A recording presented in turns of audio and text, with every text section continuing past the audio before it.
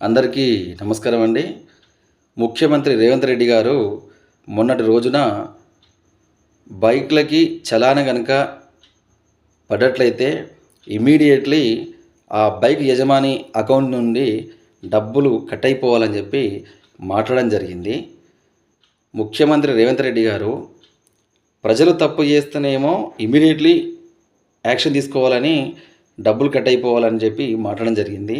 అదే నాయకులు గనక తప్పు చేసినట్లయితే ఒక నెల రోజులు గనక ఒక శిక్షకి జైలు అనుభవించినట్లయితే ఇమ్మీడియేట్‌లీ వాళ్ళ పదవి అనేది ఊడిపోవాలని చెప్పేసి కేంద్ర ప్రభుత్వం ఉన్నటువంటి బీజేపీ ప్రభుత్వం 130 ఆర్టికల్ సవరణని లోక్సభలో ప్రవేశపెట్టిండ్రు అమిత్ షా గారు. అప్పుడు మీ కాంగ్రెస్ పార్టీ ఏమన్నది తెలుసా? వ్యతిరేకించింది. కారణం ఏందంటే అత్యధికంగా కుంభకోణాలు చేసి, దొంగ పనులు చేసి ఉన్నటువంటి నాయకులు ఎల్లున్నారా అంటే, కేసులు ఎదుర్కొనే నాయకులు అంటే కాంగ్రెస్ పార్టీలా. మీరు ఏ రకంగా అయితే ప్రజలు శిక్షించాలి తప్పు చేస్తే అని అనుకుంటున్నారో, అదేవిధంగా నాయకులు కూడా తప్పు చేసి శిక్షించాలి. ఎవరైనా మంచిదే, ప్రధాని అయినా మంచిదే, ముఖ్యమంత్రి అయినా మంచిదే, మంత్రి అయినా మంచిదే, ఎమ్మెల్యే అయినా మంచిదే, ఎవరైనా కూడా నెల రోజులల్లో కనుక జైలు శిక్ష అనుభవించినట్లయితే వాళ్ళ పదవి ఊడిపోతుంది అనేది ఒక చట్టాన్ని తీసుకొస్తుంది బీజేపీ. దాన్ని వ్యతిరేకించిన నాయకులు ఎవరున్నారు? కాంగ్రెస్ వాళ్ళు ఉన్నారు. లోక్సభలో గగ్గోలు పెట్టింది కాంగ్రెస్ పార్టీ. అంటే కాంగ్రెస్ పార్టీలోనే ఎక్కువ శాతం నేరస్తులు ఉంటారని నిజమన్నట్టు.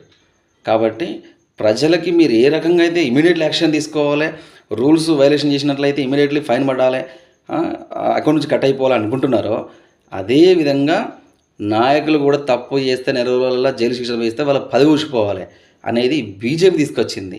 మరి దీన్ని ఎందుకు మీరు స్వాగతించరు? ప్రజలకు ఒక న్యాయం, మీకు ఒక న్యాయమా? కాబట్టి కాంగ్రెస్ పార్టీ అంటేనే కుంభకోణాల పార్టీ, దొంగతనాలు చేసే పార్టీ, ప్రజల్ని మోసం చేసే పార్టీ. కాబట్టి ప్రజలు నమ్మరుగా. నాకు తెలిసి ఇప్పుడు గెలిచినటువంటి ఈ తెలంగాణలో గెలిచినటువంటి కాంగ్రెస్ నాయకులు, ఎమ్మెల్యేలు కానీ, మంత్రులు కానీ గెలిచి హీరోయిన్లు కావచ్చు, కానీ నెక్స్ట్ వచ్చే ఎలక్షన్లల్లో, అసెంబ్లీ ఎలక్షన్ల వరకు నాకు తెలిసి జీరోలు అయిపోతారు. నాకు తెలిసి డిపాజిట్ రాకపోవచ్చు మీకు. ఆ విధంగా జనం కూడా కోరుకుంటా ఉన్నారు, మిమ్మల్ని ఓడగొట్టడానికి సిద్ధంగా ఉన్నారు. ఇక కేటీఆర్ గారు కానీ, కాంగ్రెస్ పార్టీ కానీ ఏమంటుందంటే, వచ్చేటువంటి మున్సిపాలిటీ ఎలక్షన్ల కోసం, కార్పొరేషన్ ఎలక్షన్ల కోసం బీజేపీ పట్టణాల వరకే పరిమితమైందని మాట్లాడడం జరుగుతూ ఉంది.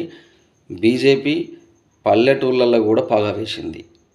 బీజేపీ పట్టణాల్లో విజయదుందుభి మోగిస్తుంది. ఇంకా ఒకటి గుర్తుపెట్టుకోవాలండి, బీజేపీకి అభిమానం ఉంది కాబట్టి, బీజేపీకి ఓట్ బ్యాంక్ ఉంది కాబట్టే మొన్న పార్లమెంట్ ఎలక్షన్లలో 8 ఎంపీ సీట్లు గెలవడం జరిగింది.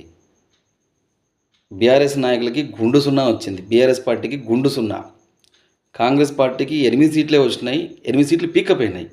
అది బీజేపీ గెలిచింది 8 సీట్లు.